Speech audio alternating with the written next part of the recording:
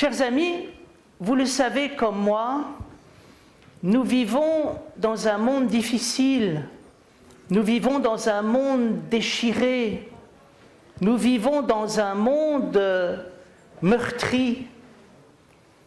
Nous vivons dans un monde où la réalité, les hommes, nous invitent à nous séparer en deux.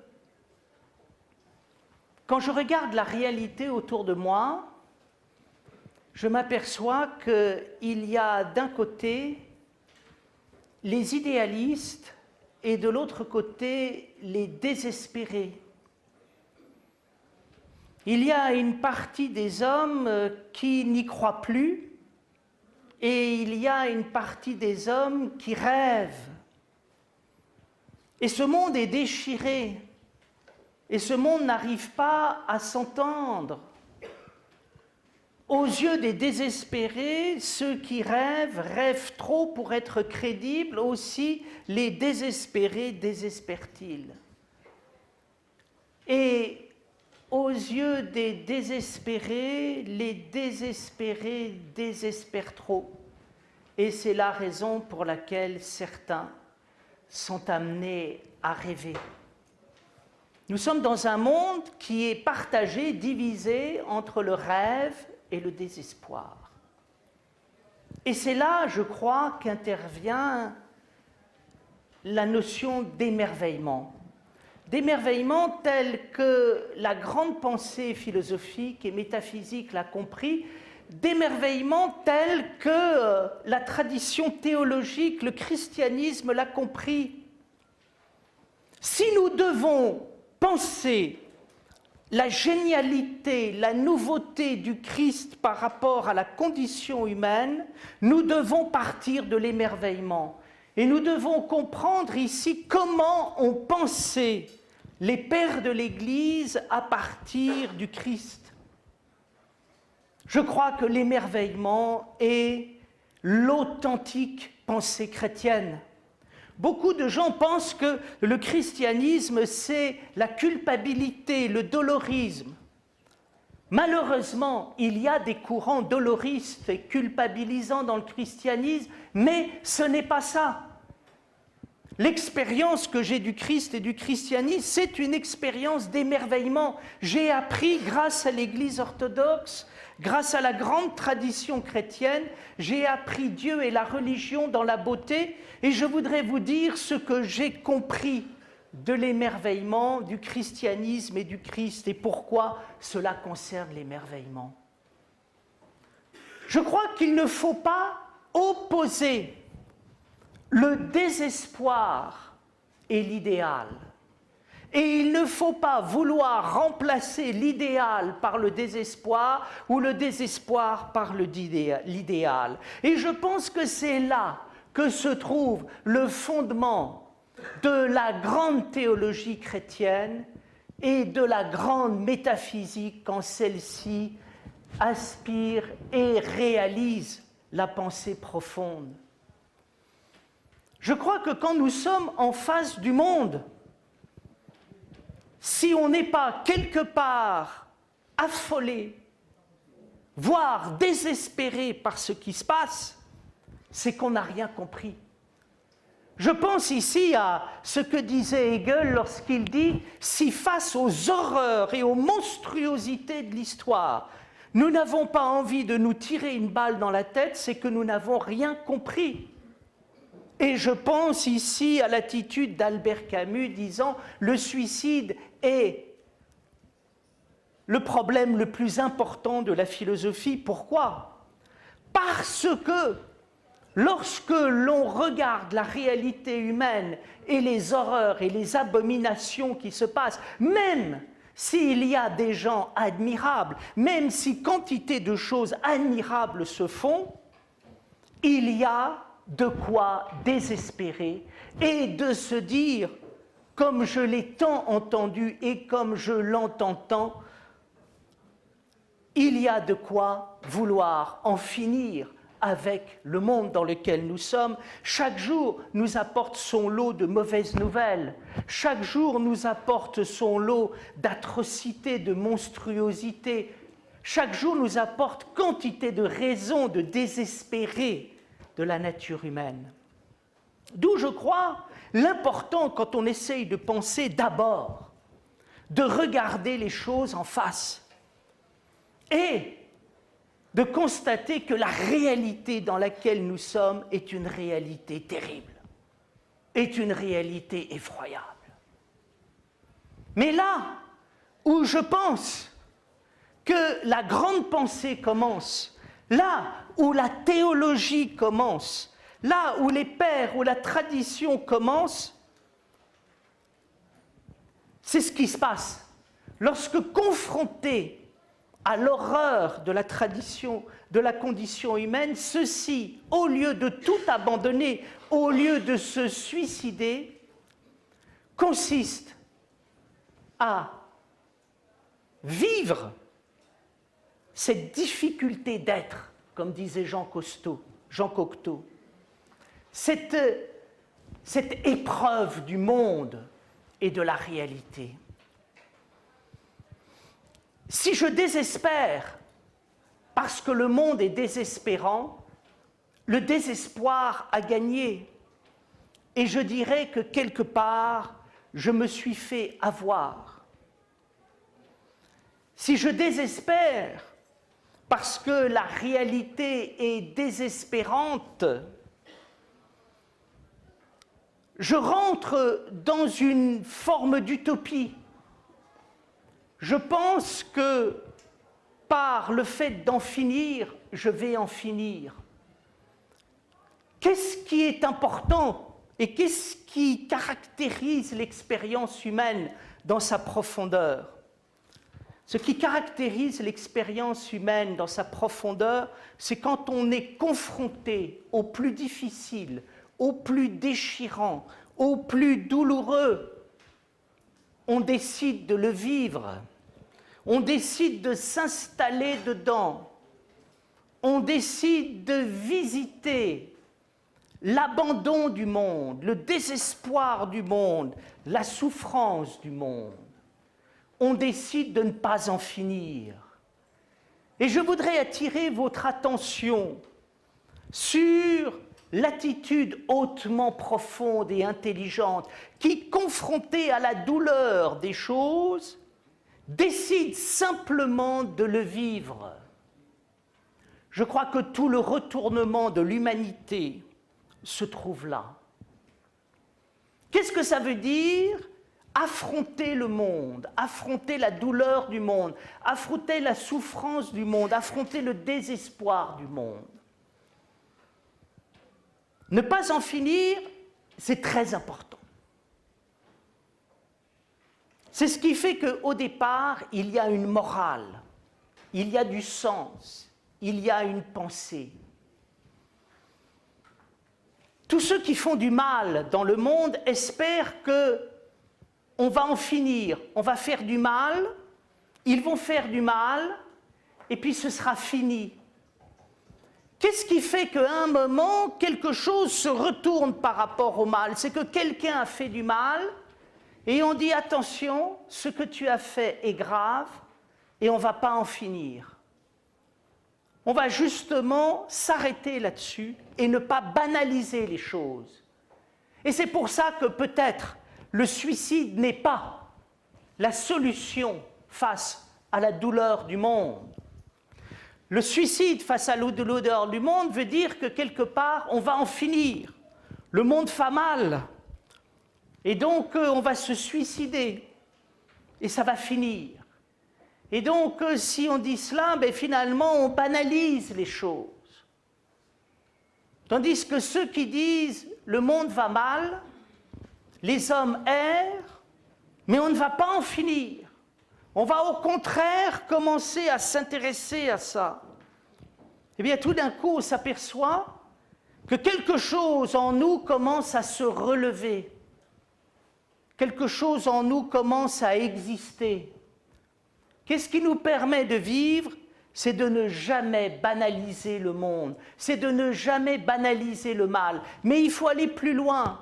Pourquoi est-ce que nous ne banalisons pas le mal? Pourquoi est-ce que nous ne banalisons pas la douleur? Nous ne banalisons pas le mal et la douleur parce qu'il y a quelque chose en nous qui crie, qui hurle et qui dit « l'homme ne peut pas être maltraité, l'homme ne peut pas être vécu comme cela ». Il est absolument indispensable que nous réagissions.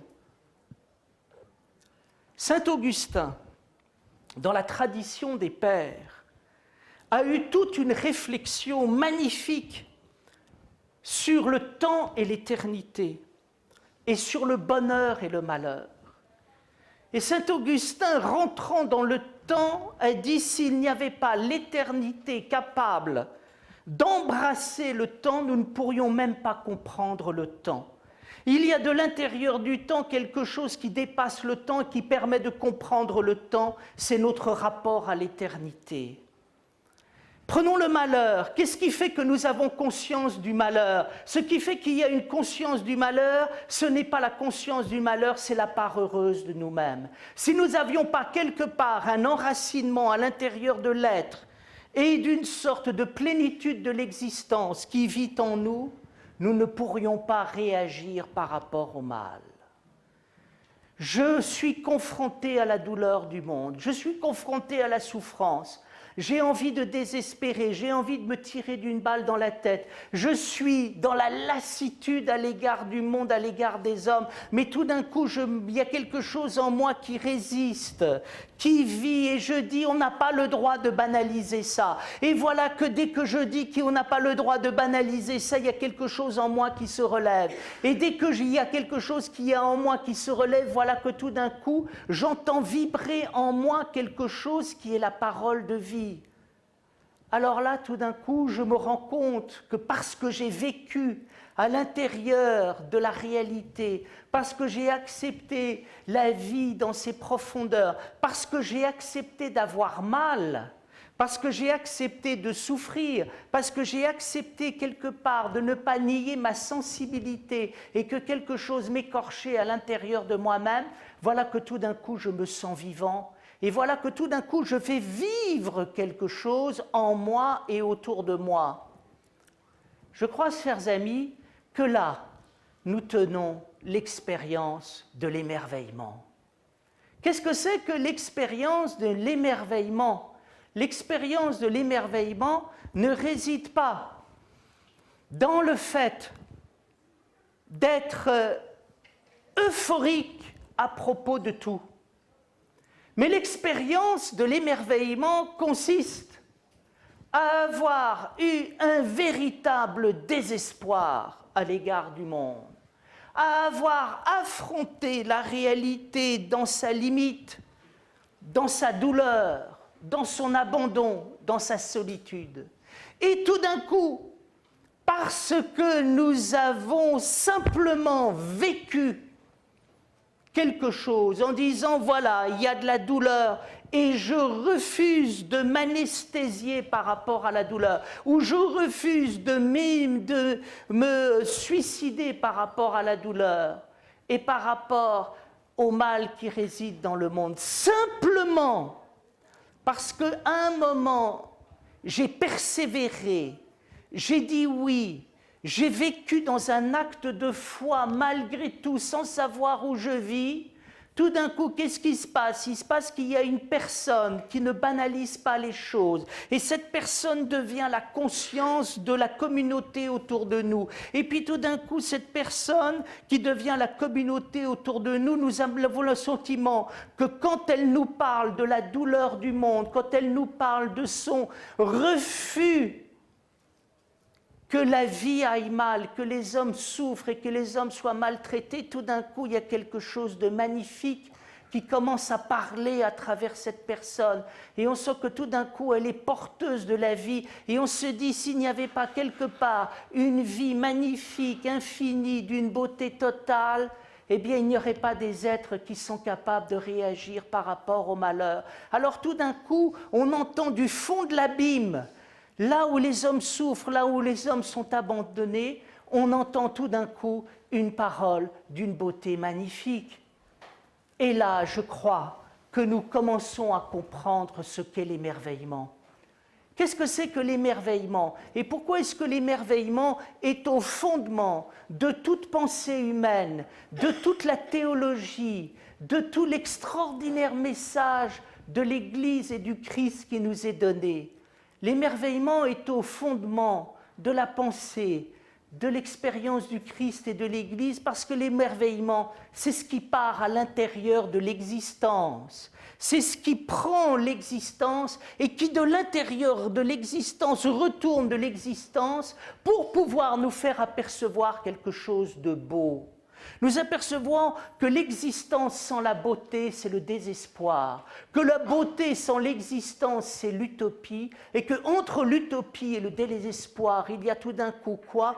Il y a des êtres vivants qui sont capables de vivre les choses dans leur plus grande simplicité, dans leur plus grande nudité, parfois dans leur plus grande souffrance et dans leur plus grande douleur, et qui sont capables de retourner et de métamorphoser les choses. Nous sommes ici dans l'expérience de la métanoïa, du retournement. Et cette expérience du retournement, je crois qu'elle est à la racine de 3 expériences fondamentales dans la vie qui sont l'expérience de la pensée, l'expérience de l'art et l'expérience de la morale. Qu'est-ce que c'est que l'expérience de la pensée qui intéresse les philosophes? L'expérience de la pensée qui intéresse les philosophes, c'est ce qui se passe quand on découvre ce que c'est qu'une véritable pensée. Qu'est-ce que c'est qu'une véritable pensée? Une véritable pensée, c'est quelque chose qui va nous faire songer, méditer à l'existence. Pascal a écrit les pensées de Pascal. Et qu'est-ce que c'est que les pensées de Pascal? Les pensées de Pascal, c'est les pensées de Platon. Et les pensées de Platon et les pensées de Pascal, c'est ce qui se passe. Lorsque, à un moment, lorsque nous songeons, lorsque nous pensons à l'existence, lorsque nous sommes vraiment présents à l'existence, tout d'un coup nous allons pénétrer dans un autre ordre de réalité et nous allons sortir de là, songeurs et méditatifs, en découvrant une autre type de réalité. Je prends un exemple très simple qui a été montré par Heidegger. Qu'est-ce qu'il y a de plus bête au monde? Ce qu'il y a de plus bête au monde, c'est le fait d'être là. Et qu'est-ce que c'est que d'être là? Être là, c'est l'impression que me donne une vache dans un champ. Lorsque la vache est là, elle est bêtement là, elle est stupidement là, elle mâchonne de l'herbe et elle me regarde avec des yeux de veau, bien qu'elle soit une vache. Et tout d'un coup, je regarde cette vache et je me dis, il y a quelque chose de stupide dans notre existence. Et à un moment, nous avons tous été stupides. Et il y a un moment, une bonne partie du temps, nous sommes stupides. Nous nous demandons ce que nous fichons là. Qu'est-ce qu'on est venu faire dans cette galère? Qu'est-ce qui se passe à l'intérieur de la vie? Une bonne partie du temps, nous ne comprenons pas ce que nous faisons. Nous ne voyons plus la finalité, nous ne voyons plus le sens. Mais qu'est-ce qui est extraordinaire dans l'expérience de l'être là?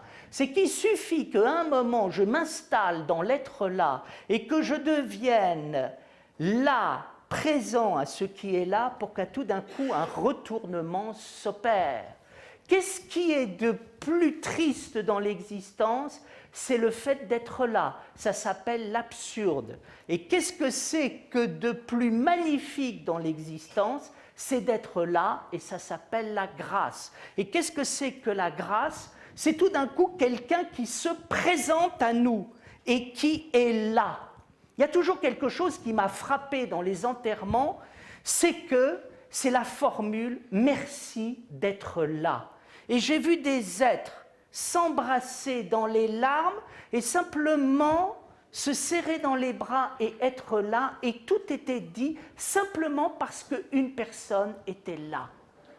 Il n'y a rien de plus beau au monde que d'être là. Et d'ailleurs, c'est ce que montre le Christ dans les évangiles. Qu'est-ce qu'il dit? Il dit, vous voulez savoir ce qu'est Dieu? Et il répond, me voici, je suis là. Qui est Dieu? Dieu, c'est celui qui est là. Qu'est-ce que c'est que l'expérience de Dieu? C'est le passage de l'absurde à la grâce. C'est la découverte tout d'un coup qu'au fond de l'existence qui est pleine de nudité et qui nous donne l'impression d'être dans un abandon, et on pense à la phrase de Christ, « Père, Père, pourquoi m'as-tu abandonné ?» Tout d'un coup, au fond de l'abandon, il n'y a pas abandon, mais il y a ce qui est là. Là, nous avons une expérience de pensée. Quand est-ce que j'ai pensé? J'ai pensé qu'à un moment, dans quelque chose qui ressemblait à l'absurde et à la nudité de l'existence, j'ai découvert tout d'un coup la fulgurance, le vertige, la donation première, le fait inouï que quelqu'un soit là. Qu'est-ce que c'est que l'expérience de l'amour? L'expérience de l'amour, c'est dire « Ah mon Dieu, quelle beauté, tu es là ». L'expérience de l'amour, c'est de dire à quelqu'un « Je t'aime parce que tu existes et je te remercie d'exister. Et je ne te demande pas de dire ceci ou cela, je ne te demande pas de faire ceci ou cela, je te demande simplement d'être ce que tu es, de continuer à être ce que tu es, d'exister. » Je crois, chers amis, que l'expérience de la pensée profonde, de l'ouverture du cœur et de l'esprit, c'est le passage de l'absurde à la grâce. C'est le moment où nous installons à l'intérieur de l'existence, dans la nudité de l'existence, nous découvrons la plénitude de l'existence. Et nous comprenons aussi ici pourquoi les saints ascètes, les grands moines et toute la tradition de l'Église orthodoxe nous apprend par le jeûne, la prière, à nous vider, à devenir de plus en plus simples, de plus en plus humbles. Pourquoi? Pour rejoindre ce moment de nudité de l'existence où la grâce va se révéler dans la simplicité, et la simplicité va être le vêtement de la splendeur. Alors là, nous avons des choses magnifiques et nous apercevons que nous sommes là au cœur de l'expérience de l'art et au cœur de l'expérience de la morale. Pourquoi? Parce que l'expérience de la pensée n'est jamais séparable de l'expérience de la beauté et jamais séparable de l'expérience en même temps de la morale et de la relation à l'autre. Qu'est-ce que c'est que l'expérience de l'art? L'expérience de l'art, c'est le moment où un peintre ne nous peint pas les choses, mais il nous peint le miracle des choses. Nous regardons à un moment les pommes qui sont peintes par Cézanne. Nous regardons la chambre de Van Gogh à Arles. Nous regardons le petit mur peint par Vermeer et dont parle Proust. Nous regardons toutes ces choses magnifiques qui sont peintes à l'intérieur de la peinture. Et qu'est-ce que nous voyons? Nous voyons en général des êtres qui nous peignent des détails, qui nous peignent des petites choses. Mais c'est à travers des petites choses que se révèlent les grandes choses. Et plus à un moment, l'art va vers la nudité, la simplicité, la chose même, tout d'un coup se révèle le miracle de la chose même. Et qu'est-ce que c'est que le miracle de la chose même? C'est la donation de la vie, c'est la révélation de la vie. Il y a quelque chose qui nous est envoyé. C'est ce que dit très bien François Schenck dans ses saintes méditations sur la beauté. Vivre l'expérience de la beauté, c'est vivre tout d'un coup l'expérience de la mutation du monde, de la banalité en extraordinaire, du silence en langage, et à un moment, le monde de la solitude au monde de l'envoi. Il y a quelque chose qui nous est envoyé, il y a quelque chose qui nous est donné, il y a quelque chose qui se présente à nous, et l'art vient saisir ce que les philosophes appellent le miracle de l'être, qui nous est donné et envoyé. Et alors là, je crois qu'à un moment, nous comprenons quelque chose qui est au fondement de la morale, qui est au fondement de notre relation humaine. C'est ce qu'explique à un moment Lévinas quand il parle du vina, quand il parle de l'icône. Et quand il parle de l'icône, il pourrait aussi bien parler de la théologie. Quand il parle du visage, il pourrait aussi bien parler de l'icône. Il nous dit à un moment, quand est-ce que je comprends la morale? Je comprends la morale non pas quand on me parle de règles, de codes. La morale n'est pas une règle, la morale n'est pas un code de conduite, mais tout d'un coup, je vois un être humain devant moi, je vois un être humain dans sa vulnérabilité, dans sa fragilité, et je vois tout d'un coup un visage tremblant de vie, un visage magnifique, mais un visage en même temps marqué par les épreuves de la vie, et tout d'un coup, je suis bouleversé. et je sens qu'il y a quelque chose d'infini, il y a quelque chose que je n'arrive pas à circonscrire, il y a quelque chose de charnel qui rentre en moi, et ce côté charnel qui rentre en moi va au-delà de moi. Et à l'intérieur tout d'un coup de cette dimension extraordinaire où quelque chose vient en moi et sort de moi, j'entends la parole « tu ne tueras pas ». Je me rends compte dans l'expérience morale de notre condition humaine. Notre condition humaine est bouleversante. Nous sommes extraordinairement fragiles. La vie ne tient qu'à un fil. Nous pouvons mourir d'un moment à l'autre. Tout peut s'arrêter d'une seconde à l'autre. Mais tout d'un coup, nous existons quand même. Et nous avons le sentiment qu'à un moment, il y a une expérience de miracle qui se fait à l'intérieur du monde. Alors là, tout d'un coup, je suis bouleversé, je suis émerveillé, je suis élevé. Qu'est-ce que c'est que l'expérience de la morale? C'est l'expérience où tout d'un coup je rencontre un visage. Et parce que je rencontre un visage, je suis bouleversé et je vais vers le meilleur de moi-même. Je vais vers quelque chose qui m'appelle vers le haut, qui me transcende. Et là, je commence à comprendre quelque chose de l'ordre de Dieu. Parce que le véritable problème, il est là.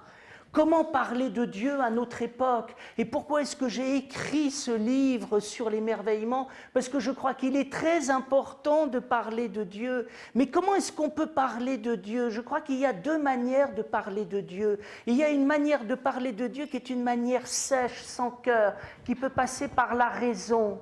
C'est une manière que j'ai entendue parfois et qui existe malheureusement dans toutes nos églises. C'est le moment où on voit Dieu dans la peur, on voit Dieu dans le mal, et on nous dit quoi?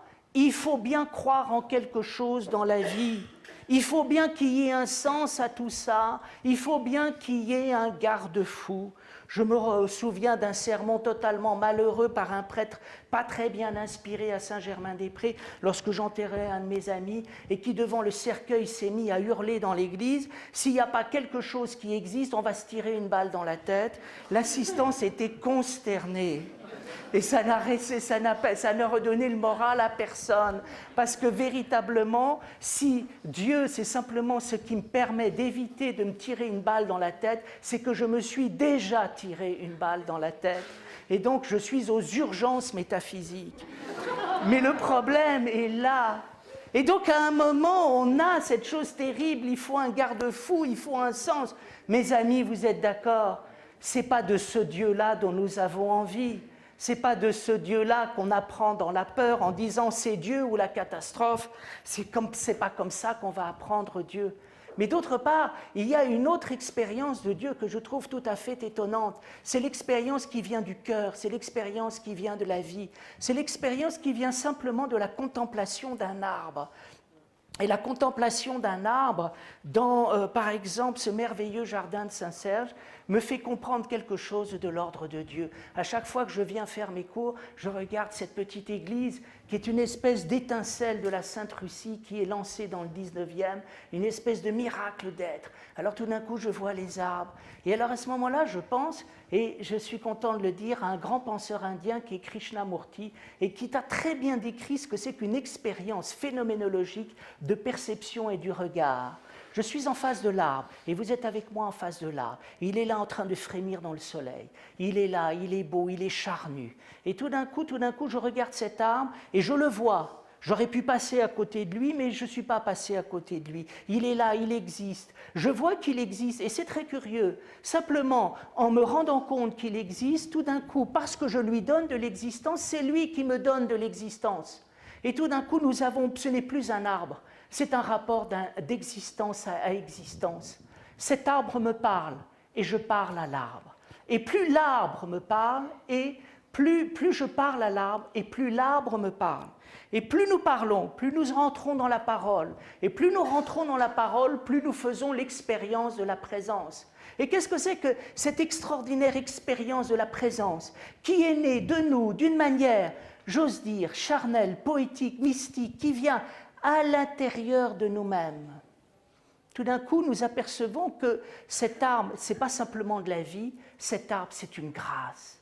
Cet arbre, c'est un miracle. C'est le miracle de l'être. Tout d'un coup, il y a de la vie. Tout d'un coup, je vis. Tout d'un coup, je me rends compte que quelque chose nous a été donné. Et alors là, je rencontre des paroles merveilleuses, les paroles qui sont au fond de la tradition chrétienne. Toute la pensée chrétienne, c'est une pensée du don, c'est une pensée de la grâce, c'est une pensée du miracle, c'est une pensée de l'émerveillement, c'est une pensée qui nous arrive et qui nous dit, attention, la véritable conscience de l'humanité, c'est ce qui se passe quand tu te rends compte dans le miracle d'être. Je crois, chers amis, qu'on voit le monde quand on voit le monde avec les yeux du miracle. Je crois qu'on voit les êtres quand on voit les êtres avec les yeux du miracle. Je pense à cette phrase de Simone Weil qui disait « Le drame des assassins, c'est qu'ils ne voient pas leur crime, et c'est une grâce pour un assassin que de voir le crime. » Autour de nous, on essaye de faire reconnaître à des assassins qui sont des assassins et ils ne voient pas leur propre crime. Pourquoi est-ce qu'ils ne voient pas leur propre crime? Parce qu'ils n'ont pas eu l'expérience du miracle d'être. Elie Wiesel était dans les camps de concentration et il s'est dit, je suis quand même très frappé, lorsque j'étais dans les camps de concentration, j'ai rencontré des nazis qui avaient le sens de la morale. Et il a dit, je n'arrive pas à comprendre comment on peut avoir le sens du bien et du mal et qu'en même temps on soit nazi. Moi je comprends très bien et je pense que Lévinas a très bien compris. La morale n'est pas un code de conduite, la morale n'est pas un ensemble de règles juridiques. Les nazis n'avaient appris la morale que sur le mode de la règle juridique et du code de conduite. Mais est-ce qu'un jour, ils avaient regardé un visage? Est-ce qu'un jour, ils avaient senti les mains? Est-ce qu'un jour, ils avaient été les yeux dans les yeux, les mains dans les mains, le visage dans le visage? Est-ce qu'un jour, ils avaient plongé dans la vie simplement pour sentir charnellement, mystiquement, érotiquement ce que pouvait être quelqu'un? Alors là, à ce moment-là, on a compris ce qu'est la morale. J'entends la morale quand à un moment de l'intérieur de moi-même, devant la beauté des êtres, devant la beauté d'une petite fille qui prend les jambes de sa grand-mère, tout d'un coup j'entends la voix intérieure qui me dit « Si tu touches un cheveu de cette petite fille, je ne t'adresse plus la parole. » Alors à ce moment-là, je me rends compte qu'il y a quelque chose d'infiniment précieux dans l'existence. Et me rendant conscience qu'il y a quelque chose d'infiniment précieux dans l'existence, alors là, il y a l'expérience la plus extraordinaire que l'homme puisse faire, c'est l'expérience de Dieu. Et l'expérience de Dieu, je la qualifierais ainsi, je la qualifierais exactement comme ma mère, quand nous parlions de Dieu et quand nous parlions de la condition humaine, me définissait Dieu. Elle me disait deux choses. Elle me disait, j'ai vu le Père Sophronie, j'ai vu Monseigneur Antoine, tu ne peux pas t'imaginer ce que c'est. Et elle disait, j'explique sans qu'ils comprennent à un certain nombre de personnes que tout ne vient pas de l'homme, que tout ne vient pas de la nature, il y a quelque chose d'autre.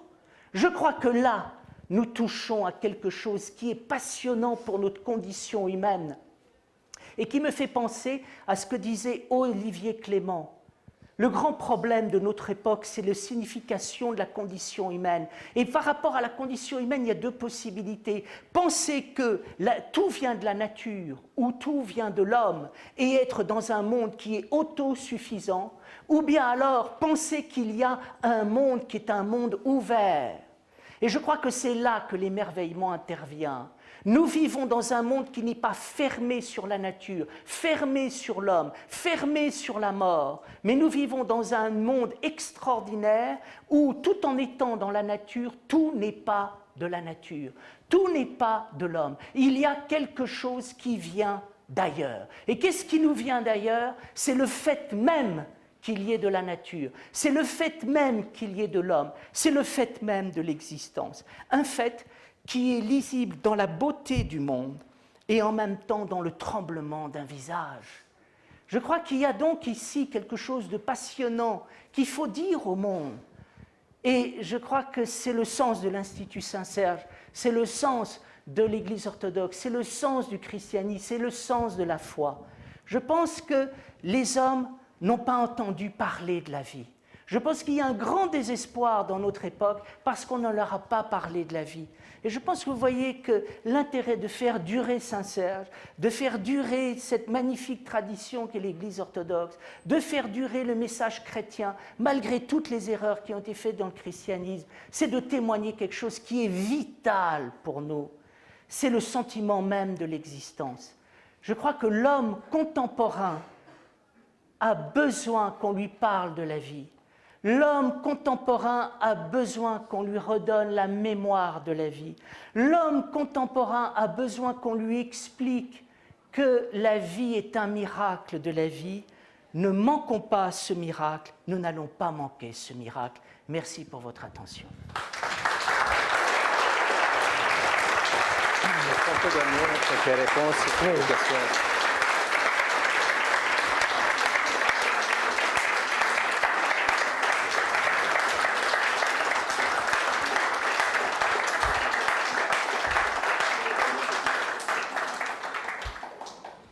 Je me permets au nom de vous tous de remercier notre cher professeur, cher ami Bertrand Vergely. Chaque fois quand j'écoute Bertrand,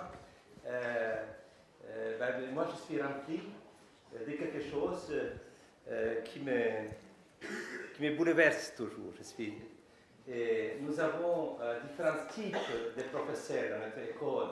Nous sommes vingtaine d'enseignants. Et il y a des libristes, des historiens, des liturgistes, des linguistes, voilà. Et nous avons des professeurs qui arrivent à faire les grandes synthèses et d'entrer vraiment dans l'esprit de l'actualité et de ce présent et de cet être-là. Et donc c'est toujours quelque chose d'avoir les gens qui arrivent à lire les signes de la vie et de les relier avec toute cette longue expérience qui est la nôtre, de cette humanité, n'est-ce pas? Et je pense que c'est quelque chose qui est toujours prophétique. Donc il faut savoir prophétiser à l'intérieur des signes dans lesquels nous vivons. Et c'est chaque fois que Bertrand trouve le moment de faire une réflexion sur un sujet, donc c'est toujours vivant. Et je pense qu'il nous touche. Voilà, donc c'est pour ça que je voulais vraiment remercier pour cette grâce que tu nous donnes d'être avec nous, d'être là. Je peux vous dire que Bertrand est là tous les mercredis après-midi. Et vous pouvez venir l'écouter pendant l'année scolaire, vous inscrire, vous travailler.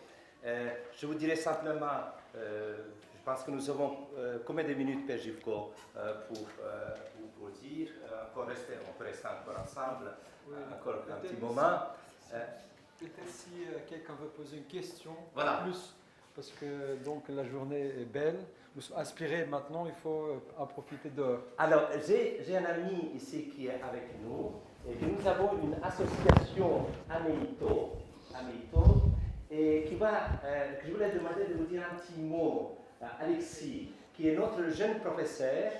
Et en fait, pour dire le sens, évidemment, d'écouter Bertrand, mais aussi le sens pourquoi nous ouvrons toutes les portes de l'Institut et accueillir les gens pour dire ce que nous faisons et comment nous vivons ici. Est-ce que j'ai bien posé la question, Alexis Chrysostalis, notre professeur? Il est difficile donc de continuer après le discours de Bertrand Vergely et même l'introduction spirituelle du Père Brévin.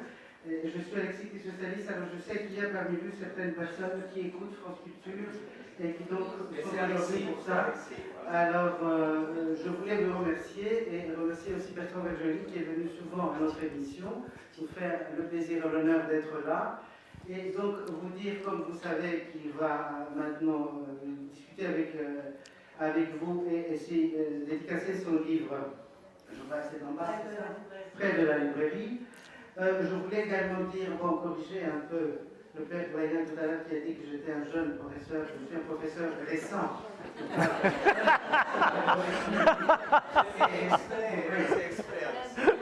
Vous voyez que même le doyen peut se tromper. Et puis, je voulais terminer quand même si vous voulez, cette réunion en vous disant un mot de l'Améito, Association pour le maintien et l'entretien de l'Institut de théologie orthodoxe. C'est une association en fait qui existe pour qui permette que tout cela puisse fonctionner, pour subvenir aux besoins matériels de l'Institut, mais aussi aux bourses d'étudiants, parce que nous recevons souvent des étudiants qui n'ont pas les moyens pour suivre les études. Donc cette association pallie ce genre de manque. Et j'invite tous, si vous voulez, au moins pour l'information, et puis si vous voulez plus loin, évidemment, on sera toujours reconnaissant, en sortant, de prendre un petit papier qui vous indique ce que la méthode est, et si vous voulez participer, évidemment, il faut savoir que vos dons seront toujours les bienvenus et toujours très bien utilisés, évidemment, parce que vous voyez qu'avec des professeurs de cette qualité, je montre à ma droite, évidemment, et des orateurs comme ça, l'argent n'est pas perdu, si vous voulez, mais tout ça devant. Voilà, alors pour moi, ce sera tout, parce que je vous rappelle évidemment que, puisqu'on parle de France Culture, que si vous voulez réécouter les émissions avec Bertrand Verjoly, vous pouvez toujours les télécharger ou podcaster, comme disent les gens modernes maintenant. C'est quand même une grande qualité, parce qu'on a un orateur de cette qualité chez soi quand on le veut. Voilà, alors pour moi, ce sera tout. Je ne sais pas s'il faut clore cette séance. Non, il est bien parti. Et voilà. On va vous donner la parole. Voilà, merci. Bien, je sais que beaucoup d'entre vous aussi étaient venus à la conférence de Bertrand Verjoly dans le cadre de la semaine du Marais chrétien, puisque nous faisons partie du comité d'organisation bénévole de la semaine du Marais chrétien. Et je voulais remercier donc Père Gifco, qui est toujours très modeste, il ne parle pas de orthodoxie.com. Donc, si vous avez envie d'être au courant pour toutes les manifestations concernant l'orthodoxie, de lire des recensements d'ouvrages, eh bien, vous allez, n'est-ce pas, sur orthodoxie.com. Et puis, autre chose, eh bien, il y a quelqu'un qui a perdu son portable. C'est un petit Samsung rouge. Voilà. Et donc, on vous attend près de la librairie si vous souhaitez. Merci beaucoup. Et écoutez, à vous et la parole. S'il y a des questions, des commentaires, approchez-vous. Moi, je veux bien. C'était magnifique votre conférence. J'avais eu le plaisir de vous contacter par courrier grâce à M. Chrysostanis il y a quelque temps. Et vous avez eu la gentillesse de me répondre. Je crois que si, comme le disait le Père, on est ému en vous écoutant, c'est parce que vous êtes traversé par une voie, et c'est la voie de votre maman. Maintenant, il faut que vous la ressuscitiez. C'est urgent. C'est urgent de ne plus mourir. Voilà. Alors, écoutez, vous parlez de ma mère, c'est une très très belle filiation, si vous voulez. Ma mère n'était pas simplement ma mère était mon amie. Et nous étions amis. Et elle a été enterrée ici, et la messe d'enterrement a eu lieu au-dessus, et le père Nicolas est venu pour la célébration. Et tu te souviens, Nicolas, quand nous sommes allés auprès du corps de maman, comme des frères, tu m'as dit, c'est extraordinaire, l'énergie, la paix qui se dégage de cet être. Hein. Oui. Tu étais très frappé par ça. Et c'était quelqu'un qui était profondément orthodoxe, mais profondément original. Et ce que je retiens d'elle, c'était la profondeur et la liberté. Je n'ai jamais appris la religion cul serré. Je dois dire les choses telles quelles. On ne m'a jamais ennuyé avec la religion. C'était la rencontre avec la Russie, la Grèce et les intellectuels français, et un extraordinaire mariage qui était lié à l'aventure spirituelle et au pèlerinage de l'âme. Et ce que j'ai aimé, c'était la liberté d'esprit, et quand il y avait de la liberté d'esprit, il y avait Dieu, et quand il y avait Dieu, il y avait la liberté d'esprit, et ensuite j'ai retrouvé ça chez Berdiaïev. Et je pense que c'est très important qu'on explique à notre monde que la religion, ce n'est pas un lieu de fanatisme, ce n'est pas un code juridique, c'est une expérience fondamentale qui part des racines de la réalité pour la retourner. Et vous avez raison, effectivement. Alors, je crois que ma mère est ressuscitée, quelque part, mais il nous faut maintenant à nous de jouer et de ressusciter ce monde.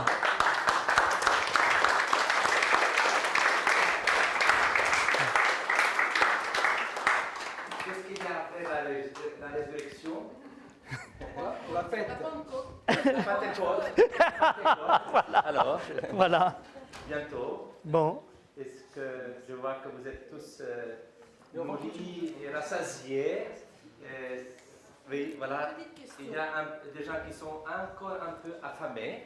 Voilà. Oui. Venez, venez. Allez-y. Voilà.